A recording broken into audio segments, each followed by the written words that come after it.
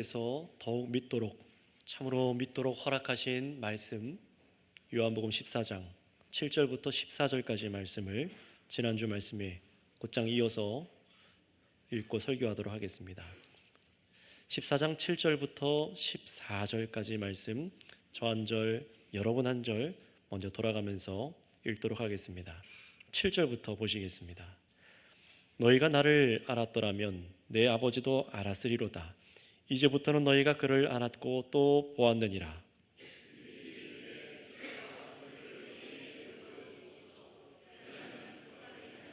예수께서 이르시되 빌립아, 내가 이렇게 오래 너희와 함께 있으되 내가 나를 알지 못하느냐? 나를 본 자는 아버지를 보았거늘 어찌하여 아버지를 보이라 하느냐?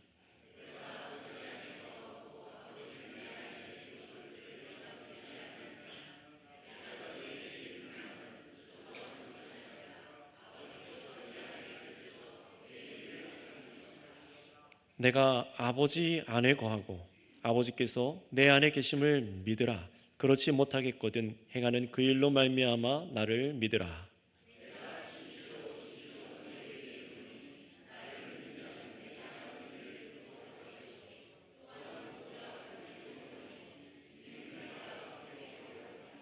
너희가 내 이름으로 무엇을 구하든지 내가 행하리니 이는 아버지로 하여금 아들로 말미암아 영광을 받으시게 하려 함이라.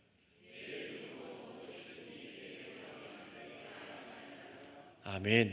오늘은 이 본문 말씀을 가지고 지난주에 이어서 너희는 마음에 근심하지 말라라는 제목으로 두 번째 설교하겠습니다.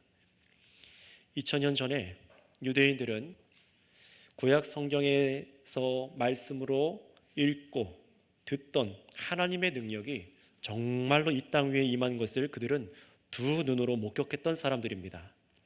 죽을 병에 걸렸던 사람을 낫게 하시고 못 보던 자를 보게 하시고 태어나면서부터 걷지 못했던 38년 된 병자를 세우시며 수많은 사람을 기적처럼 또 먹이시고 죽은 사람을 살리시는 그 성경에 약속하신 이 구원자 예수님, 참으로 그 메시아 구원자이신 예수님이 유대인들 자신들 눈앞에 나타난 것이죠. 그렇게 세상에 구원자로 오신 예수님은 곧 자신이 하나님의 아들이신 것과 죄사함과 사람에게 영생을 주시기 위해 이 땅에 오신 것을 가르쳐 주셨습니다. 그런데 예수님께서 믿는 제자들과 함께 하신 지 3년이 아직 조금 되지 못한 지점에서 예수님께서 내가 곧 떠나갈 거다라고 그렇게 말씀하신 거예요. 그리고 정말로 십자가에 죽으시더니 부활하셔서 제자들에게 보이는 앞에서 올려가지셨죠. 지금 우리는, 저와 여러분들은 직접 예수님을 두 눈으로 본 사람이 없고 예수님이 다 이루신 이 말씀, 성경으로 듣고 진리를 알고 믿고 있지만 당시의 제자들은 어떻습니까? 두 눈으로 보고 만져보았고 함께 먹고 낮과 밤을 함께하고 가르치셨던 그 주님이 살아신다는 것을 정말로 받아들이기가 어려웠던 것입니다. 왜 더욱 그랬냐면은 구약 성경에 기록된 하나님의 구원의 약속은 이 세상에 하나님께서 임하셔서 백성들을 구원하시고 영원히 자기 백성들과 함께 하신다는 그런 말씀의 약속이었기 때문입니다. 바로 이 예수님이 약속된 하나님의 구원자로 오신 것이 분명한데 곧 떠나신다라고 그렇게 말씀하시니까 이 제자들이 근심하지 않을 수가 없던 거예요. 정말로 이분이 구원자가 맞는가? 하나님이 우리를 버리시는 건가? 우리가 믿던 것은 어떻게 되는 것인가? 도대체 우리는 앞으로 어떻게 주님께 나와서 우리의 사정을 얘기하고 해결받을 수 있을까? 이 생각을 하는 겁니다. 하지만 여러분, 이제 우리가 아는 것처럼 예수님께서 이 세상을 떠나가신 것은 전혀 근심할 일이 아닌 줄 믿습니다. 왜 그렇습니까? 지난주 말씀에 먼저 우리가 두 가지로 확인한 대로 예수님께서는 아버지께로 가셔서 거처를 예비하시고 다시 와서 우리도 예수님 믿는 곳에, 제자들도 예수님 믿는 곳에 있게 하시겠다라고 말씀하여 주셨습니다. 그리고 곧 예수님이 자신이 길이요 진리요 생명이라 라고 말씀하시면서 믿는 자는 이미 아버지 하나님께로 오는 길 안에 있다, 그 길 위에 있는 것이다 라는 그 진리를 가르쳐 주셨습니다. 그러니 너희가 어디로 가는지 두려워할 필요가 없는 거다. 나를 믿고 있으면은, 예수 나를 믿고 있으면은 길 위에 있는 것이다 라고 말씀하십니다. 그러니 예수님께서 이 땅 가운데 그 육신이 떠나가 계셔도 하나님의 구원이 사라진 것이 아닙니다. 이것은 오늘 지금 예수님을 믿는 우리들에게도 해당되는 진리이죠. 자, 그런데 이 예수님의 약속의 말씀을 우리가 조금 더 깊이 있게 알 필요가 있어요. 예수님께서 가셔서 하나님의 집에 우리의 거처를 예비하고 다시 오셔서 우리를 영접하시고 하나님께로 오는 길이 되신다라는 그 말씀은요, 마치 듣기 어떻습니까? 오늘 일어날 일처럼 들리십니까? 아니면 먼 미래 일처럼 들리십니까? 먼 미래 일처럼 들리잖아요. 우리가 죽고 나서야 일어날 일, 아니면 정말 역사 끝에 예수님이 이 세상에 오셔야만 일어나는 그런 일처럼 들려요. 하나님의 집에 들어가는 게 먼 미래 일처럼 들립니다. 그래서 우리에겐 아직 일어나지 않은 일처럼 들리기도 합니다. 왜냐하면 분명히 주님의 약속은 분명하게 우리가 이 땅에서 죽은 후에 하나님과 아들이 거하시는 그 차원, 성경에서는 낙원, 하늘이라고 말씀하신 그곳에 우리가 가게 되는 것과 정말로 거기서 우리가 예수 그리스도를 우리가 보게 되는 것이기 때문에 그렇죠. 또한 예수님께서 이 역사를 닫으시기 위해서, 이 세상 우주 역사를 끝내시기 위해서 이 세상에 임하시는 날, 우리도 예수 그리스도 안에서 이제 함께 모여지게 되어서 믿는 자들은 예수 그리스도와 함께 참으로 영원히 하나님을 우리가 직접 두 눈으로 목격하고 함께하기 때문에 하나님의 집에 있게 됩니다. 그래서 이것은 분명히 미래에 또 완성될 약속이기도 합니다. 자, 그러나 우리를 하나님의 집에 있게 하신다라고 하신 이 예수님의 약속은요, 우리가 먼 미래에서만 경험하는 것이 절대로 아닙니다. 놀랍게도 지금 이 땅에서 예수님을 믿어 영접한 사람에게 이미 일어나고 있는 일이라는 거예요. 무슨 말입니까? 예수님을 믿는 사람들은 이미 하나님의 집에 있다라는 것입니다. 이게 무슨 말인지 들어보세요. 다시 말하면은 우리가 죽은 후가 아니라, 역사의 맨 끝이 아니라, 지금 예수님을 믿는 사람은 지금 이 순간에도 이미 하나님의 집 안에 있다는 사실입니다. 이 진리를 믿게 하기 위해서 오늘 본문에 기록된 대로 예수님께서 이 진리를 우리에게 가르쳐 주시는 거예요. 예수님께서 떠나가신 후에도 이 땅에 있는 사람들이, 우리들이 근심에 빠지지 않도록 정말로 영적으로 일어난 이 진리, 정말로 우리가 예수님이 눈앞에 계시지 않음에도 불구하고 우리가 믿음으로 하나님의 집안에 있는 이 진리를 믿도록 하고 가르쳐 주시는 겁니다. 그렇다면 이게 무슨 말인지를 여러분 한번, 믿는 여러분들도 한번 생각해 보세요. 아직 우리 몸이 죽어서 영혼이 하나님께로 간 것도 아니고요, 아직 예수님께서 이 세상에 우리 두 눈으로 보는 것으로 오시지 않았는데도 불구하고 왜 믿는 사람이 하나님의 집에 하나님과 함께 있다라고 말하는 것일까요? 지난 역사 속에, 우리가 살아가는 이 땅 역사 속에 예수님께서는 분명히 십자가 위에 죽으셨고 3일 만에 부활하시고 하늘로 오르셨습니다. 그 후에는 어떻습니까? 약속대로 예수님께서 가셔서 아버지께 말씀하셔서 우리에게 성령을, 하나님의 영이신, 그리스도의 영이신 성령님을 믿는 사람들 각 사람 한 명 개인에게 다 내려주셨습니다. 바로 예수님 믿는 사람 안에, 우리 모두 안에 성령이 계시다는 것이죠. 그래서 성령께서 우리와 함께 계셔서 우리는 믿음으로 예수님과 하나일 뿐만 아니라, 예수 그리스도와 함께 있을 뿐만 아니라 성령으로 또한 동시에 아들 안에 계신 하나님 아버지와 함께 있다라는 것입니다. 바로 우리가 예수님이 말씀하신 대로 하나님의 집에 거하고 있다라는 것이에요. 여러분, 이것이 어려운 얘기 같지만 이것이 바로 예수님께서 가르치신 진리이고 정말로 구원받는 사람들이 믿어야 될 참된 믿음이라는 것입니다. 이 인식이 있어야만 우리가 이 땅 가운데 참으로 예수 믿는 사람으로 온전하게 살아갈 수가 있다는 거예요. 예수님께서 우리를 구원하신다는 것이 무엇인지를 한번 생각해 보세요.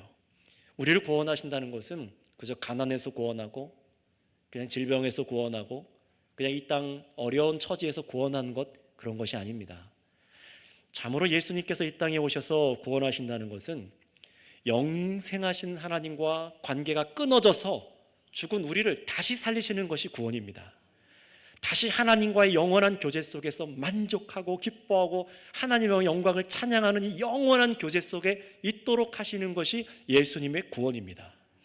그래서 예수님께서 십자가로 무엇을 하셨습니까? 하나님과 함께할 수 없는 우리의 죄를 깨끗하게 씻어주시고 의롭게 하여 주셔서 하나님과 함께하는 영생을 선물로 우리에게 주신 줄을 믿습니다. 그러니 예수님께서는요, 삼위일체로 계신 하나님 아버지와 그리고 아들 예수님과 성자 예수님, 정말로 성령 예수님, 이렇게 삼위일체로 연합해 계신 이 영원한 하나님의 사랑의 관계 속으로 죄인인 우리를 초청하여 주신 것이에요.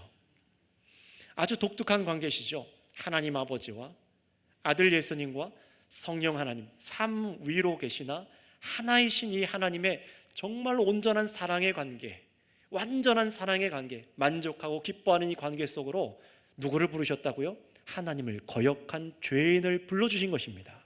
그 사랑 가운데 우리가 영원한 만족을 누리며 기뻐하며 살아갈 수 있도록 불러주시는 거예요. 바로 이 일을 위해서 모든 믿는 자에게 성령을 주시기 위해서 예수님께서는 아버지께로 가신 것입니다. 아버지와의 영원한 동행, 하나님과의 영원한 교제가 바로 저와 여러분들에게 그래서 시작되었으니 이것이 바로 하나님의 집에 있다, 하나님의 거처에 있다라고 말씀하는 것입니다.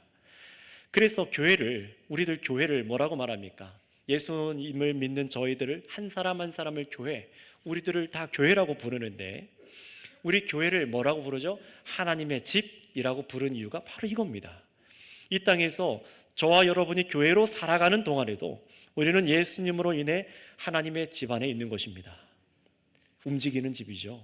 어떤 집, 특정한 장소에 들어가야만, 어떤 산당에 들어가야만 하나님을 만나고 하나님과 함께하는 것이 아닙니다. 언제나 어디서나 우리와 함께 하시려는 하나님의 놀라운 지혜가 바로 예수님께서 이루신 일입니다.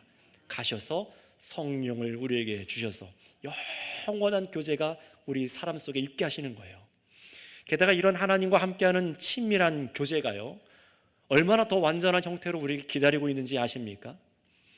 우리가 이 땅에서 죽고 난 이후에 이렇게 삼위일체로 하나님과의 교제는 끊어지지 않고 계속됩니다. 저와 여러분이 죽은 후에는 어떻습니까? 참으로 부활의 몸으로 계신 예수님을 우리가 직접 두 눈으로 목격할 것입니다. 거울을 마주보는 것처럼 말이죠.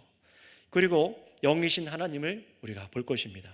정말로 그 왕관과 그 보좌에 앉으신, 계시록에 표현된 그 이미지대로 정말 그 보좌에 앉으신 하나님을 우리가 보게 될 것입니다.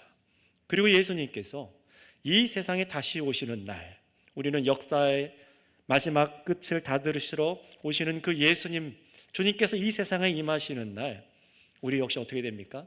예수님께서 입으신 그 부활의 첫 몸, 부활의 첫 사람이 되신 그 몸을 우리도 입게 되어서 영화롭게 되어질 것입니다. 그리고 어떻게 돼요? 영원히 아버지와 아들과 성령의 완전한 교제 속에서 우리가 살아가게 될 것입니다. 이것이 성령의 약속이잖아요. 지금 우리의 이 몸으로 또는 영으로 경험하지 못한 아주 완전한 교제로 기쁨과 평안이 가득한 그날이 우리에게 기다리고 있다는 것입니다. 그러니 여러분 보세요. 떠나가신 예수님께서 얼마나 완벽하게 우리를 하나님과 영원히 함께 할 수 있도록 하셨는지, 지금 이 순간 우리가 죽은 후에도 마지막 날에도 우리 주님께서 모든 것을 행하신 주님을 찬양하지 않을 수가 없는 겁니다. 감사가 일어나는 것이죠. 그러니 여러분, 오늘 우리가 이 예수님의 말씀으로 여러분 분명히 믿고 확신에 거해야 되는 것은 지금 이 순간에도 예수님을 참으로 믿어지는 사람, 정말로 이 말씀을 듣는데 그게 믿어지고 믿는 사람은 바로 하나님과 함께 있는 것이며 놀라운 하나님과의 교제가 시작되었다는 사실입니다. 그 증거를 뒤에 가서 계속 볼 거예요. 자, 하지만 예수님께서 십자가의 죽으심과 부활하시는 사건이 있기 이전에 이 제자들은, 예수님의 12제자들은요 어땠습니까? 하나님의 아들 예수님께서 이 땅에서 정말 자신들과 함께 3년 가까운 시간 동안 계셨지만 예수님이 하나님 아버지께서 함께 하시는 분, 정말로 하나이다라는 사실을, 영적인 진리를 깨닫지를 못했습니다. 사실 그게 당연하죠. 우리 사람이 어떻게 사람 속에 또 다른 분이 계신다? 이해할 수가 없는 거잖아요. 우리도 이해할 수가 있는 겁니다. 제자들이 그때는 그랬구나. 그러나 어땠습니까? 예수님께서는 분명히 예수님 자신의 몸이 하나님의 성전이라고 가르쳐 주셨어요. 예루살렘 성전이 아니라 자신의 몸이 성전이라 하였습니다. 하나님의 임재가, 하나님 아버지의 임재가 자신 안에 있다라는 사실을 우리 사람들에게 가르쳐 주신 겁니다. 그럼에도 불구하고 제자들은 그것을 도무지 깨닫지를 못했죠. 그 당시에는요. 왜냐하면 사실 우리는 자꾸만 하나님의 집이라고 말하면, 하나님의 집 거처라고 말하면 어떤 공간, 어떤 건물, 장소를 생각해서, 그래서 하나님의 집을 커다란 대저택쯤으로 생각해서 그 안에 여러 방들이 우리가 거해야 될 그런 처소인 것보다 그렇게 우리가 생각을 하지만, 예수님께서 우리와 함께 거하고자 하시는 방식은요, 아주 새로운 것입니다. 완전히 새로운 것입니다. 우리 안에 하나님의 자신의 영을 두셔서, 삼위일체의 그 성령을 우리 안에 두셔서 영원히 함께 하시는 것이기 때문에 장소에 구애받지 않고 나뉘어지지 않은 아주 새로운 방식으로 하나님께서 우리와 함께 하여 주시는 거예요. 우리가 예수님을 믿을 때 그래서 어떤 일이 일어납니까? 정말로 말씀을 듣다가 그 십자가 위에 죽은 예수님이 참으로 하나님이시구나, 참으로 삶 위로 계신 성자 예수님이시구나, 나의 구원자시구나, 이게 믿어지는 때 어떤 일이 일어납니까? 성령이 우리 안에 임하여 주셔서 사람이 거듭나게 되죠. 새롭게 태어나는 것입니다. 그 순간 이전에 믿지 않던, 참으로 죄악을 위하여 나를 위해 살던 내 속사람은 죽어서 옛사람이 되고, 내 안에 속사람이 이제 새롭게 지어지기 시작합니다. 그 이유는 무엇입니까? 성령으로 예수님께서 내 안에 사시기 때문에 그렇습니다. 이것은 주님의 약속입니다. 우리 갈라디아서 2장 20절, 바울 사도를 통하여 가르쳐 주신 갈라디아서 2장 20절 말씀을 한번 읽어보겠습니다. 화면을 띄워주세요. 제가 말씀을 얘기할 때 꼭 먼저 띄워주시기 바랍니다. 같이 읽겠습니다. 시작. 내가 그리스도와 함께 십자가에, 갈라디아서 2장 20절입니다. 시작. 내가 그리스도와 함께 십자가에 못 박혔나니 그런즉 이제는 내가 사는 것이 아니요 오직 내 안에 그리스도께서 사시는 것이라. 이제 내가 육체 가운데 사는 것은 나를 사랑하사 나를 위하여 자기 자신을 버리신 하나님의 아들을 믿는 믿음 안에서 사는 것이라. 아멘. 이런 하나님의 새 일이 우리 안에 일어나는 겁니다. 지금 이것이 믿는 사람의 영적인 실체라고 말하는 것입니다.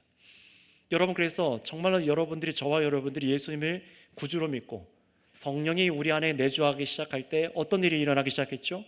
정말로 내가 사랑하던 죄를 이제 미워하게 됩니다. 내가 즐기던 죄가 역겨워지기 시작해요. 하나님의 말씀을 사랑하기 시작합니다. 정말 자원하여서, 누가 억지로가 아니라 자원하여서 순종하고자 하는 마음이 내 안에서부터 일어나는 것을 경험하시잖아요. 여러분, 그래서 우리가 하나님을 예배하는 마음이 우리 안에 일어나요. 억지로 그냥 주일날 예배에 나오는 것이 아니라 정말로 사모함으로 나오게 되고, 세상의 생업을 내려놓고 내가 즐기던 오락이라던가 운동이라던가 그걸 다 내려놓고 나오는 이유가 무엇입니까? 바로 예수님이 나의 생명이십니다. 정말로 예수님께서 이 땅에 다시 오시는 그날을 내가 사모합니다. 영원히 나를 위해 죽으신 바로 하나님만을 내가 찬양하기 위함입니다 하고 이 자리에 고백하면서 나와 있잖아요.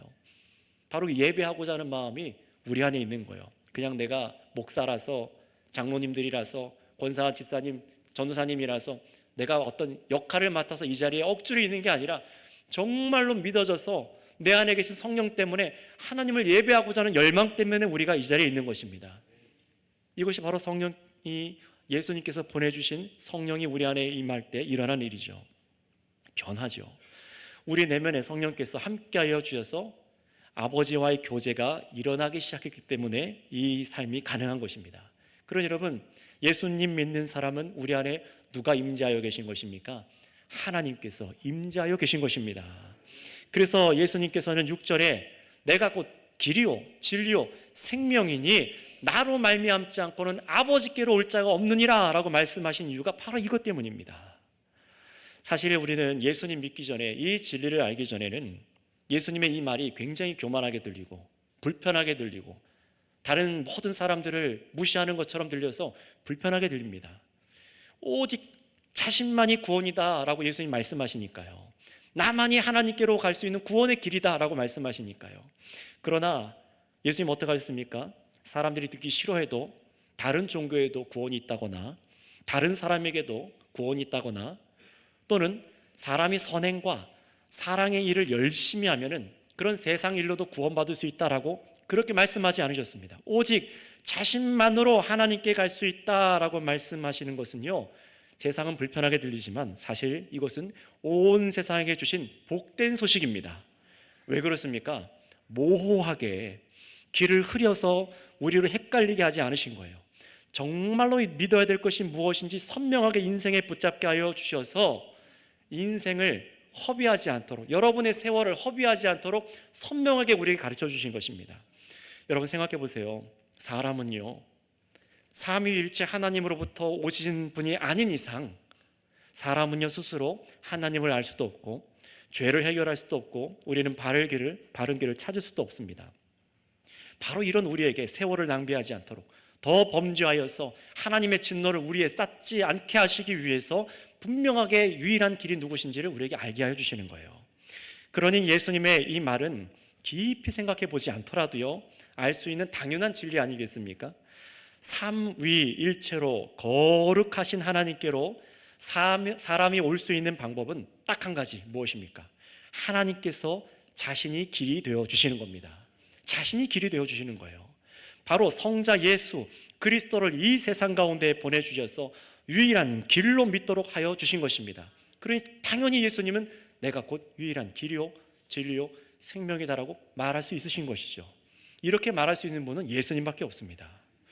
그래서 예수님께서는 자신만이 하나님께 나아갈 유일한 길이라고 이렇게 말씀하여 주시자마자 7절에 우리에게 다음과 같이 말씀하여 주셨습니다. 우리 7절 말씀 같이 읽어볼까요? 시작. 너희가 나를 알았더라면 내 아버지도 알았으리로다. 이제부터는 너희가 그를 알았고 또 보았느니라. 아멘. 제자들의 눈에 열리기 시작하는 거예요. 깨닫지 못했으나 이 예수님이 정말로 하나님과 함께 계신 하나님, 삼위의 하나님이라는 것이 알게 되고 보게 되는 것입니다.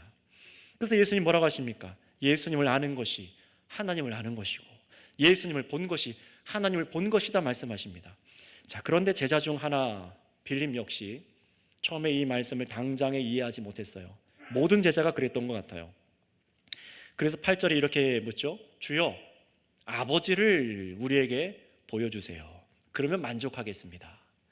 하나님 아버지를 보여달라는 거예요. 예수님을 보는 것이 아버지를 보는 것이라고 말하니까 예수님이 하나님 아버지를 따로 어떻게 보여주신다라는 것으로 잘못 생각한 것이죠. 마치 구약시대의 믿음의 인물들이 천사를 보았던 것과 아니면 신비한 환상으로 하나님을 보았던 것처럼 그런 식으로 하나님 아버지를 보여줄 거라고 제자들은 생각한 겁니다. 하지만 하나님께서는 분명히 한 분이시지만 세 위격으로 성부, 성자, 성령 하나님으로 계시되 나뉘어지지 않는 한 분으로 계십니다. 따로 떼어서 보여달라? 그럴 수가 없는 것입니다. 우리는 이러한 하나님의 신비한 존재 방식을 우리 기독교는요 삼위일체 교리로 기독교의 핵심 진리를 우리는 이해하고 있습니다. 다시 말하면 예수님께서 이 땅에 사람으로 계시는 동안에도 하나님 아버지와 함께 계셨다는 거예요. 분명히 아버지는 하늘에 계시다고 말하지만 이 놀라운 삼위일체의 신비의 방식으로 계시는 예수님은 이 땅에서 아버지와 함께 계시고 성령 하나님과 함께 계시다는 것을 지금 그 사실을 예수님께서 제자들에게 말씀하시는 거예요.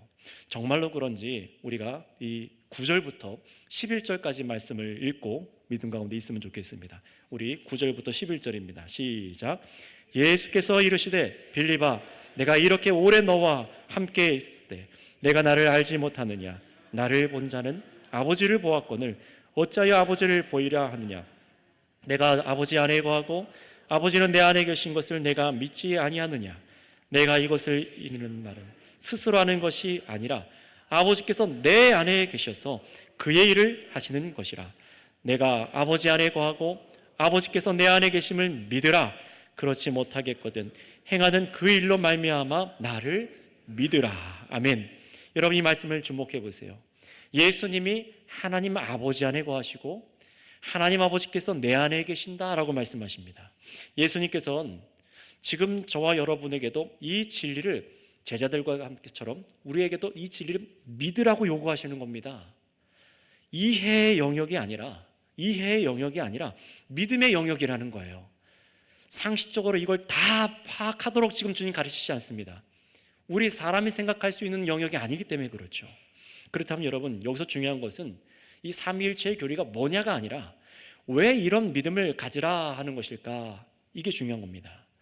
중요한 것은 삼위일체의 교리를 여러분이 지금 파악하는 것이 아니라 왜 피조물인 우리 사람이 상식적으로 이해하기 어려운 이런 방식으로 계신 아버지와 아들이 서로 내주하여 계신다, 서로 함께 계신다라는 이 진리를 왜 이 시점에 말씀해 주셨을까? 그게 중요한 것입니다. 지금 예수님이 아버지 안에, 아버지께서는 아들 안에 계신다는 이 진리를 밝히신 이유는 다른 것이 아니라 바로 이겁니다. 예수님께서 하시는 모든 말씀이 참으로 하나님의 말씀인 것을 믿게 하시기 위함입니다. 단지 사람의 말이 아니라, 그냥 뛰어난 사람 중에 한 명의 말이 아니라 정말로 온 우주 만물을 창조하시고 지으시고 유지하시고 다드시는 바로 그 전능의 하나님의 말씀인 것을 믿게 하시기 위해서 이 진리를 가르쳐 주신 것입니다. 그래서 11절에 이 아버지와 아들이 서로 상호 내주하시는 이 신비한 관계를 믿지 못하겠거든 어떻게 하라고 합니까? 안 믿어지니? 그럼 믿지 마라고 하시는 것이 아니라 뭐라고 하시죠? 그 일로 말미암아 나를 믿으라 라고 하십니다. 그 일이 무엇입니까? 바로 지금껏 예수님께서 계속해서 행하셨던 놀라운 그 기적들을 말씀하시는 거예요. 그 기적들이 예수님 혼자 하신 것이 아니라 아버지께서 아들 안에 계셔서 하신 일이라는 거예요. 아버지께서 자신 안에 계셔서 하신 일이라는 것을 믿으라 라고 하시는 겁니다. 부정할 수 없고 거절할 수 없는 역사 속에서 눈으로 보고 경험한 그 기적을 보고 아버지께서 아들 안에 계시구나라는 사실을 믿으라라는 것입니다. 결국 지금도 사랑의 계명은 뒤로 던져버린 채 근심하고 있는 우리에게 주시려는 믿음은 무엇입니까? 바로 이 믿음이에요.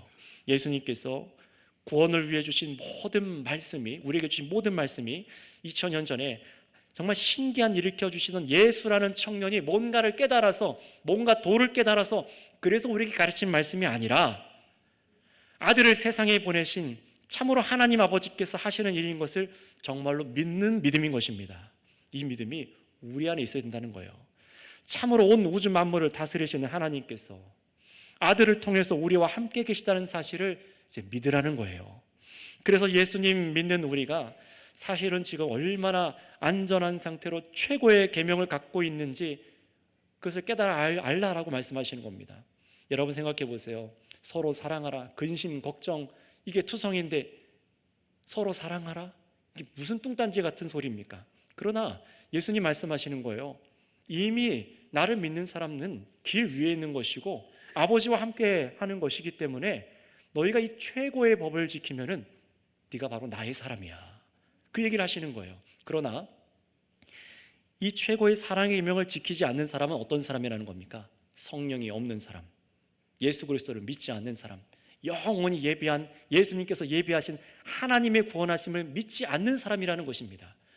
정말로 믿어지는 사람은 그래서 이 땅 가운데 다른 근심과 걱정을 하고 살아가지 않는 거예요. 정말로 예수님께서 하나님의 아들로 함께 계셔서 우리에게 이 생명을 주시고 영원한 생명의 구원을 주셨다면은 우리가 관심 가져야 되는 것은 무엇이에요? 정말로 나에게 주신 서로 사랑하라, 이 계명을 이루고 살아가는 것이라는 겁니다. 그러니 또 우리의 죽음 이후에도 이 삶을 끝나고 나서 이 땅에서 손해보는 것 같잖아요. 다 잃어버린 것 같잖아요. 그럼에도 불구하고 이 땅이 끝나고 나서 주님께서 우리를 신원하여 주신다는 거예요. 이 세상 역사가 끝나도 우리에게 주신 이 하나님과 함께하는 이 삶이 얼마나 확실하게 준비하고 기다리고 있는지 이 기쁨으로 오늘 주님을 섬기며 믿으며 살아가라는 것입니다. 그런데 우리 주님께서는요, 얼마나 감사한지 우리에게 위로를 주시기 위해서 말씀을 여기서 끝내지 않으십니다. 예수님께서는 자신이 떠나가신 후에도 예수님께서 정말 이 땅에 있는 제자들과 저와 여러분들과 함께 하신다는 것을 믿게 하시기 위해서 두 가지 약속을 말씀하시는데요, 오늘 이 두 가지 약속을 우리가 또 알았으면 좋겠습니다. 12절부터 14절까지 읽고 우리 두 가지 약속이 무엇인지를 확인하겠습니다. 12절에서 14절입니다. 시작. 내가 진실로 진실로 너희에게 이르노니 나를 믿는 자는 내가 하는 일을 그도 할 것이요 또한 그보다 큰 일도 하리니 이는 내가 아버지께로 감이라. 너희가 내 이름으로 무엇을 구하든지 내가 행하리니 이는 아버지로 하여금 아들로 말미암아 영광을 받게 하시려 함이라. 내 이름으로 무엇이든지 내게 구하면 내가 행하리라. 아멘. 두 가지 약속이죠. 예수님께서 분명히 떠나가셨지만 제자들 모두 그리고 믿는 우리 교회들 모두가 첫 번째 어떤 약속을 받았습니까? 예수님이 하시는 일을 할 것이고 더 큰 일도 할 것이라는 겁니다. 한번 따라해 주시기 바랍니다. 예수님이 하시는 일을 할 것이고 더 큰 일도 할 것이다. 이게 예수님의 첫 번째 약속이에요. 두 번째 약속은 무엇입니까? 두 번째 약속은 따라해 주시기 바랍니다. 내 이름으로 무엇을 구하든지 내가 행하리라. 네, 이게 바로 예수님께서 우리에게 주신 오늘 말씀의 두 번째 약속입니다. 이 약속을 여러분이 우리가 잘 알고 믿어야지만 이 땅 인생이 정말 흔들리지 않고 믿음에 분명히 갈 수 있어요. 자, 첫 번째 약속부터 확인해 볼게요. 예수님을 믿는 사람은 예수님이 하시는 일을 할 수 있다라고 말씀하십니다. 우리는 이 일, 예수님의 일 하면 자꾸만 예수님께서 기적을 일으키는 것을 연상하지만 그런 말이 아닙니다. 요한복음에서 예수님께서 하시는 일, 곧 하나님의 일이라고 우리에게 강조해 주신 것이 그 핵심이 무엇입니까? 바로 하나님께서 세상에 보내신 예수님을 믿는 일이죠. 예수 그리스도를 믿는 일입니다. 정말로 예수님이 세상에 오셔서 죄 사함과 영생을 주시는 하나님의 아들이심을 믿어서 이 소식을 듣는 모든 사람들이 듣고 믿어 영생을 얻도록 복음 전하는 일, 바로 이게 바로 예수님의 일이라고 하는 것입니다. 그리고 예수님보다 더 큰 일도 하리라 라고 말씀하십니다. 또 사람들은요, 이 말을 듣고 나면은 예수님이 일으키신 큰 기적을 생각합니다. 그러다 보니까 우리에게는 해당되는 일이 아닐 거야 라고 생각합니다. 그래서 훗날 제자들이 뒤에 가면 사도행전에 기록된 대로 여러 가지 기적을 일으킨 것을 두고 한 말이 아닐까 생각합니다. 하지만 여러분, 그것은 예수님께서 하신 의도가 아닙니다. 왜냐하면 사도들이 병자를 낫게 하고 죽은 사람을 살리는 그 기록이 남아있지 않습니까? 그 일들은 이미 예수님께서 이 땅에서 행하셨던 일들입니다. 그리고 설령 제자들이 아무리 큰 기적을 일으켰다 하더라도 예수님보다 더 큰 일을 행하는 것은 아니기 때문에 그렇죠. 제자가 선생보다 클 수는 없는 겁니다. 그런데 여기서 말씀하시는 큰 일이란 무엇일까요? 여기서 말씀하시는 큰 일이란 다른 것이 아닙니다. 바로 온 세계에, 온 땅에 복음이 증거되어서 수많은 사람이 믿어 죄의 사함을 받아 영생을 얻게 되는 그 일을 큰 일이라고 말씀하는 겁니다. 여러분, 왜 그런지 12절 마지막을 잘 보세요. 여기서 우리의 오해들이 많이 깨져야 됩니다. 12절 마지막을 보면은 또한 그보다 큰 일도 하리니, 기적을 많이 일으킬 것이다라고 하시는 것이 아니라 뭐라고 하십니까? 이는 내가 아버지께로 감이라 라고 그 이유를 말씀해 주세요. 나도 할 수 있는데 내가 아버지께로 가기 때문에 너희들이 큰 일을 할 거야 하시는 거예요. 이해가 되시죠? 예수님께서는요, 짧은 시간 동안만 이 땅에 계셨습니다. 복음이 심기고 십자가 죽음을 하시고 부활하시고 그리고 아버지께로 가셔서 성령을 내려주시는 사역이 바로 예수님이 맡으신 사역이었어요. 예수님께서 이 땅에 육신으로 계시는 동안 지상 곳곳으로 가서 복음을 전하고 사람들이 죄 사함을 받게 하고 영생을 얻게 하는 이 놀랍고 큰 일, 이 큰 일은 예수님의 사명이 아니었습니다. 그 사명을 누가 이어받은 것입니까? 바로 교회인 저와 여러분들은 믿습니다. 제자들이 이것을 물려받았다는 거예요. 그러니 예수님이 가신 후에 제자들이 예수님과 같이 영생의 복음을 전하는 일을 하고, 예수님이 계실 때보다 훨씬 더 많은 사람들이 복음을 들어서 예수님을 믿고 죄 사함 받게 되는 그 일들을 두고 뭐라고요? 큰 일이라고 말하는 것입니다. 그래서 요한복음 20장에 기록된 대로 제자들에게 예수님께서 성령을 받으라, 성령 받으라 라고 말씀하시면서 다음과 같은 말씀을 하셨어요. 우리 요한복음 20장 23절 말씀을 한번 읽어보도록 하겠습니다. 찾을 수 있는 분은 찾으시고 어려우신 분들은 화면을 통해서 말씀을 읽어볼까요? 20장 23절입니다. 시작. 너희가 누구의 죄든지 사하면 사하여질 것이요 누구의 죄든지 그대로 두면 그대로 있으리라 하시니라. 아멘. 이게 큰일입니다. 이 말씀대로 일어나는 역사의 증거가 바로 사도행전에 세세하게 기록되어 있잖아요. 여러분, 이게 무슨 말인지 잘 생각해 보세요. 지금 저 세상 바깥에서 믿지 않는 여러분들의 가족들, 믿지 않는 세상의 사람들, 교회를 지탄하는 사람들, 다른 종교에서 세월을 쓰고 있는 사람들, 바로 그 사람들의 죄를 사하는 그 일이 누구에게 맡겨진 것입니까? 교회인 저와 여러분들입니다. 이 세상 가운데 죄를 사할 수 있는 이 복음을 전하고 할 수 있는 유일한 곳이 교회라라고 말씀하시는 것입니다. 왜 그렇습니까? 예수께서 교회와 함께 하시기 때문에 그렇습니다. 얼마나 큰 사명이 지금 제자들에게 이어지고 있는지를 보라는 거예요. 예수님이 가셨으나 이 구원 사역이 끊어지지 않았다는 겁니다. 계속해서 더 크게 일어날 것을 말씀하고 있는 것이죠. 그래서 여러분, 사도행전에서 얼마나 이 일들이 세세하게 기록되어 있습니까? 예수님께서 십자가에 죽으셨을 때 많은 사람들이 이제 예수교는 사라질 것이다, 그렇게 생각했어요. 저 예수도를 전하는 사람들, 제자들 다 뿔뿔이 이단들처럼 흩어질 것이다, 그렇게 생각했습니다. 그러나 그 결과는 정반대이지 않습니까? 복음이 유대의 땅을 넘어서 그 당시에 소아시아, 당시에는 지금의 튀르키예, 터키 지역이죠. 터키 지역과 그리고 복음이 온 지역에 전파되는 중요 요충지였던 하나였던 그리스 로마에까지 복음이 증거됩니다. 바울 사도는 스페인에까지 복음이 전해지기를 바랬고, 후에는 온 땅에 정말 온 세계 예수님의 복음이 전해지는 곳에 믿는 자들이 세워지고 수많은 사람들이 죄 사함을 받고 예수 그리스도와 함께하여서 하나님의 교제가 시작되어진 줄을 믿습니다. 바로 예수님께서 말씀하신 더 큰 일, 바로 그 약속이 이루어져 있다는 거예요. 바로 저와 여러분들이 그 증거이죠. 게다가 이 약속은 여러분, 우리로 끝이 아니라 현재 진행형입니다. 예수님의 복음을 들고 100년 전에 우리나라 이 조선, 이 구석에 있는 이 나라에 와서 예수님을 전하고 예수님과 같은 일을 한 외국인 선교사님들, 여러분, 그분들의 묘역이 어디 있습니까? 저 합정에 가면은 절두산 옆에 선교사 묘역이 있잖아요.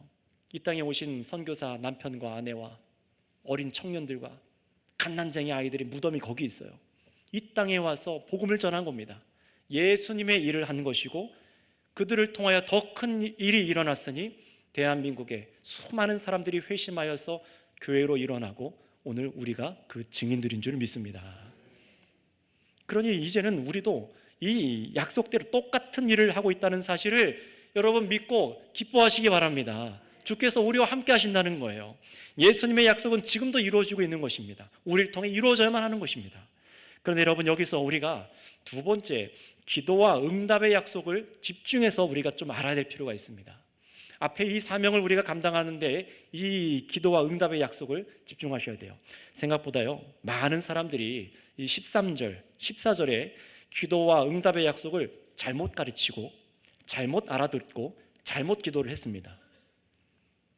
그래서 정말로 자기 정력대로 무엇이든 다 기도하면, 예수님의 이름만 다 붙이면 다 이루어질 것이라고 생각해서 그렇게 열심히 정성으로 기도합니다.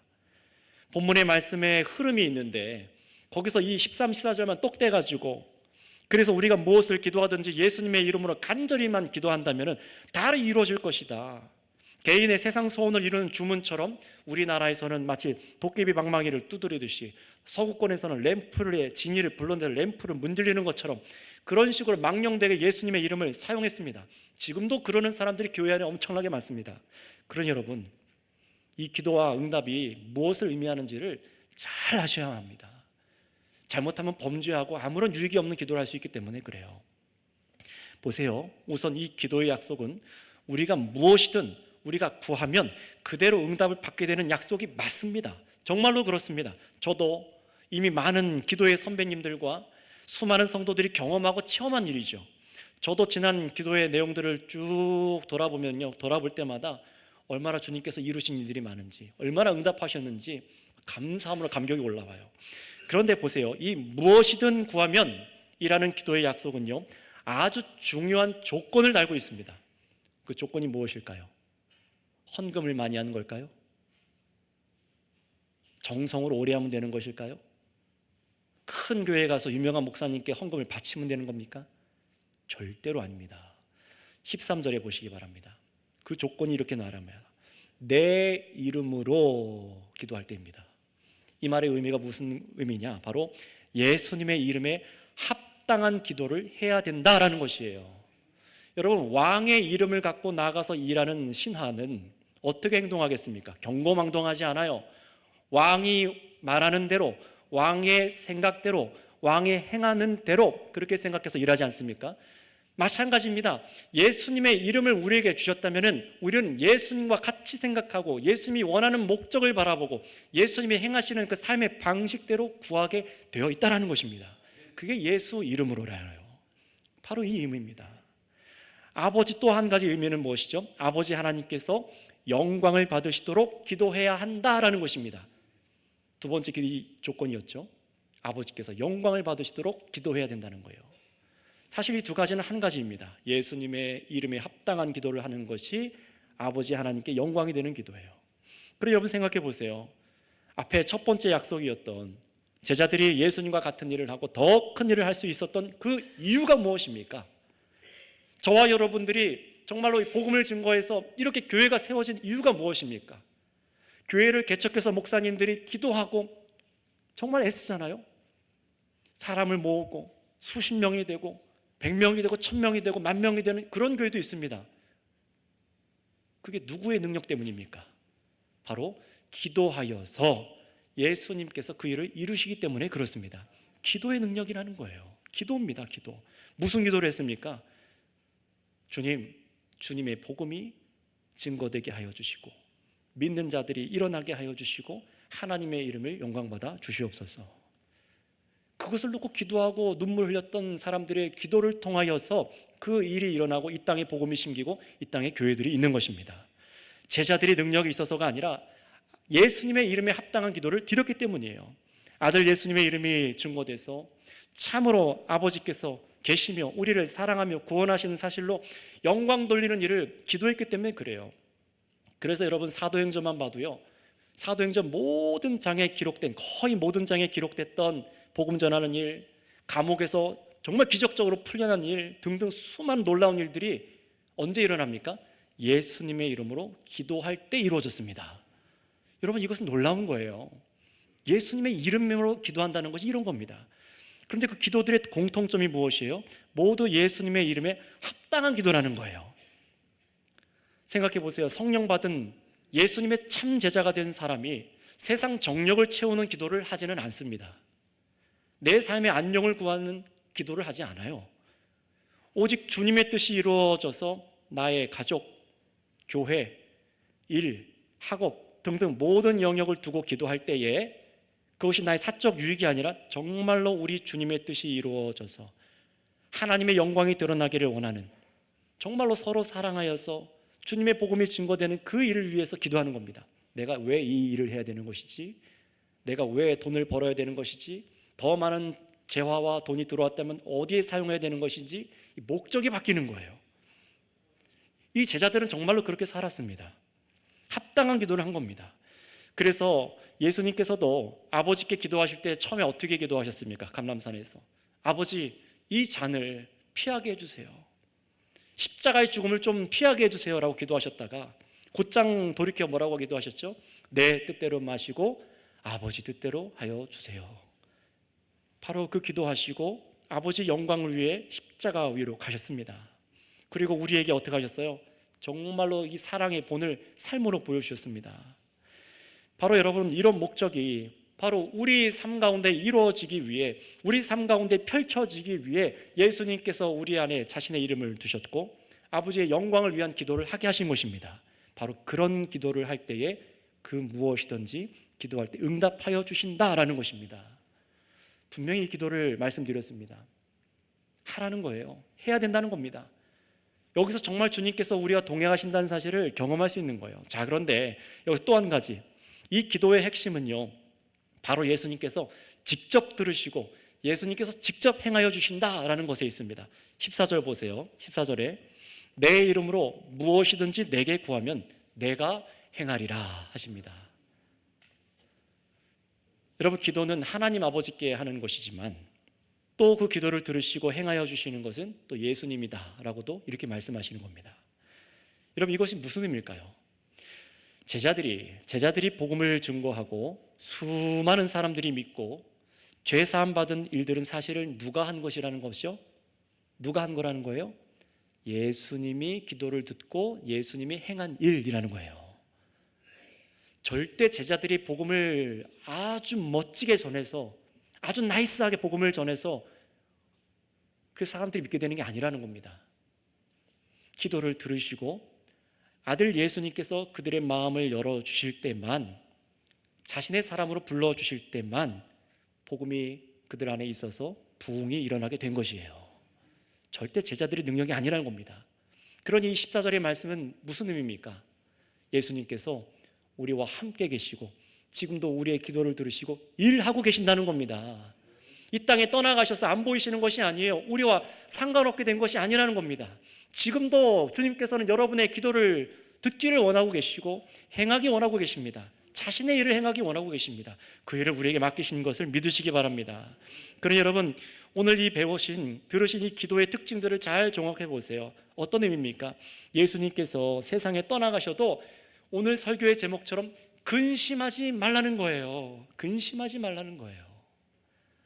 왜냐? 예수님의 몸이 올려지셔서 아버지 하나님과 함께 계시지만 지금도 우리의 기도를 들으시고 친히 큰 일을 행하시도록 일하고 계시다는 사실입니다.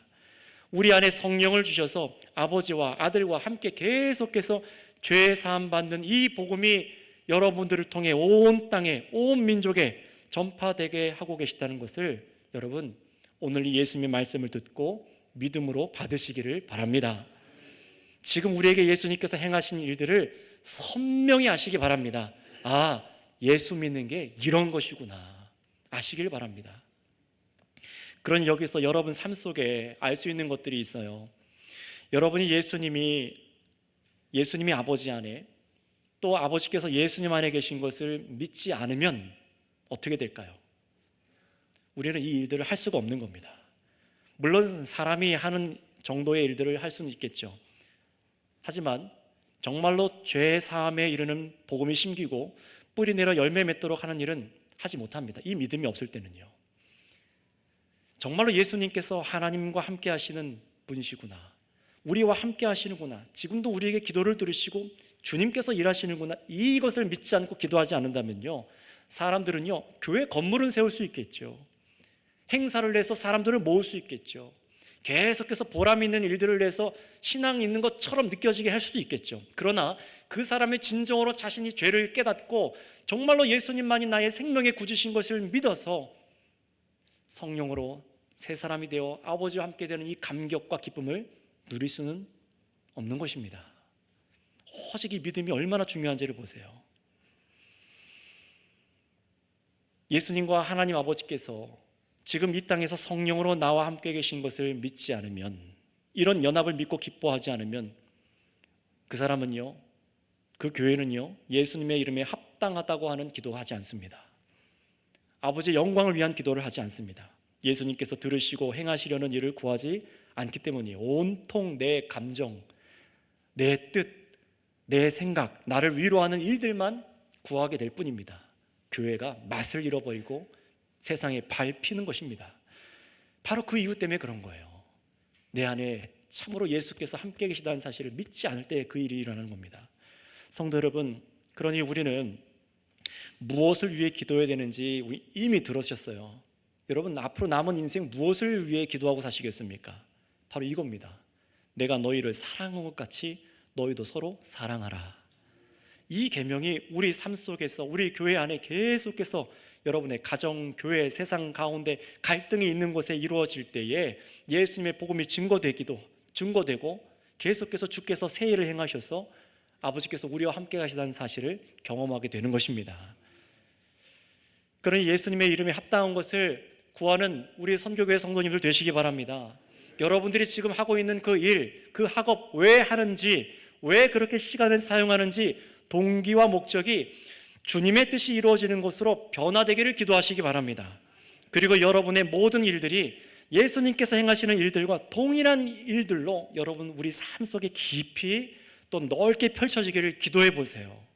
예수님께서 들으시고 행하여 주셔서 이루시는 일을 우리가 맛보게 될 줄을 믿습니다. 여러분이 조금이라도 관심을 갖고 본다면은 지금까지 우리 선교교회 안에도 여러분의 삶 가운데도 우연히 일어난 일이 아니라 예수님께서 지금도 약속대로 일하고 계시구나라는 사실을 깨닫게 되는 줄을 믿습니다.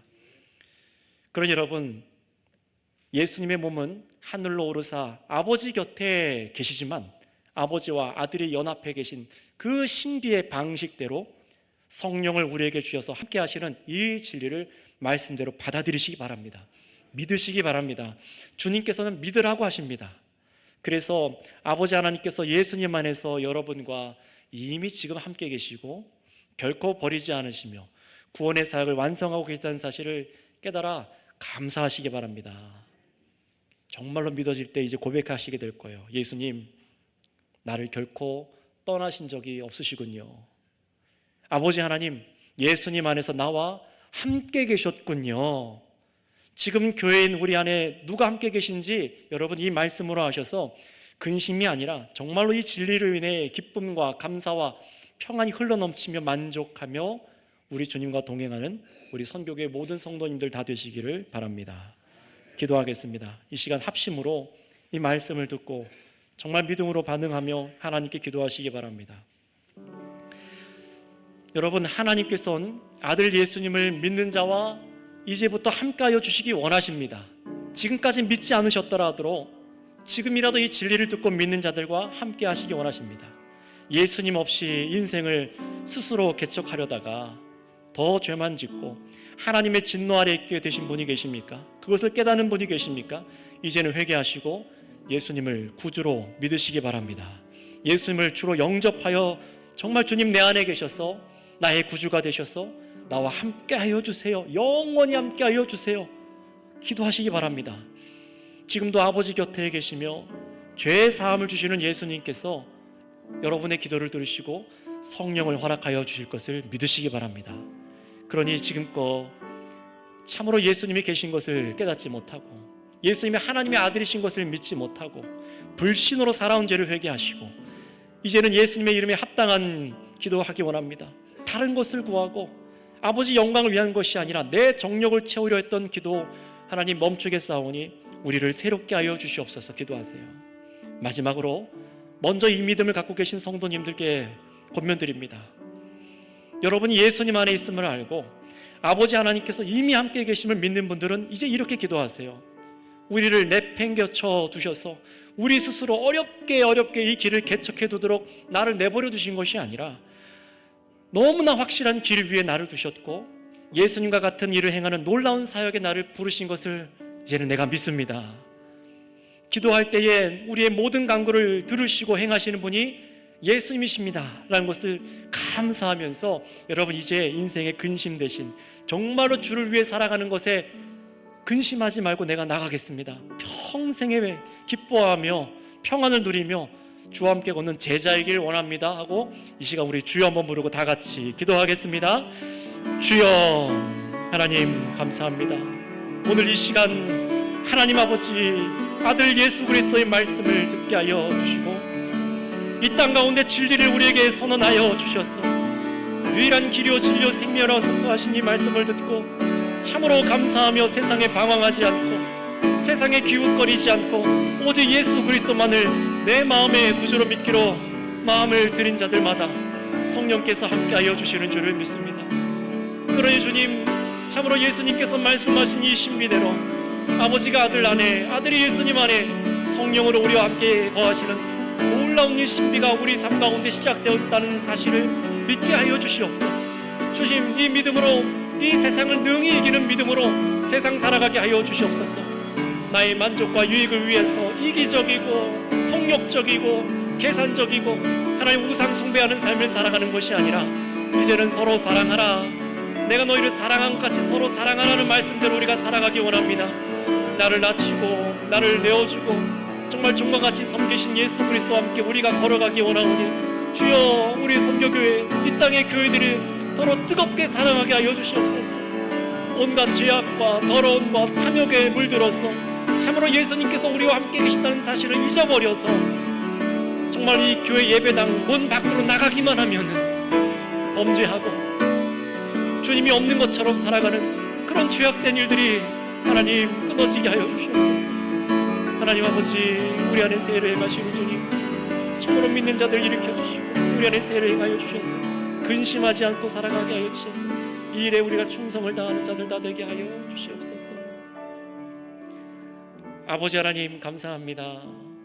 참으로 교회인 우리에게 이 엄청난 신비와 은혜를 우리에게 허락하여 주셨음에도 우리는 이 진리를 아는데 게을렀고 또 부지런하지 않았으며 정말 마음을 다하여 알고자 하는 마음과 이것을 붙잡고자 하는 열정이 우리 안에 없었습니다. 그러나 주님, 이제라도 우리에게 말씀하여 주셔서 우리의 마음과 지성을 새롭게 하여 주시오니 하나님 참으로 은혜를 허락하여 주셔서 믿는 자들 가운데 이 놀라운 성령의 내주하심으로 아버지와 아들께서, 아들과 예수님께서 우리와 동행하고 계시다는 사실을 믿게 하여 주시옵소서. 이 믿음으로 의심하지 않고 이 세상 가운데 지금 나와 함께 계신 분이 누구신지를 깨달아서 주님, 이제라도 우리도 예수님과 같은 일을 하게 하여 주시옵고 큰 일을 행하는 저희들이 다 되게 하여 주시옵소서. 그래서 참으로 이 일을 행할 때에 하나님 우리의 능력이 없다는 사실, 나에게 능력이 없다는 사실을 깨달아 참으로 우리의 기도를 들으시고 친히 행하여 주시는 예수님께서 계시다는 사실을 믿고 성실하게 기도하고 부지런히 기도하여서 땀 흘려 기도하여서 주님의 일을 맛보기 원합니다.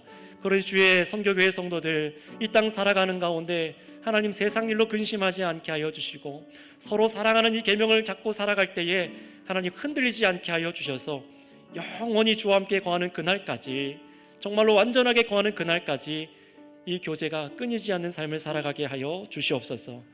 이 말씀을 우리 심령 가운데, 신비 가운데 새겨 주시옵소서. 감사하며 우리 구주 예수님의 이름으로 기도드렸사옵나이다. 아멘.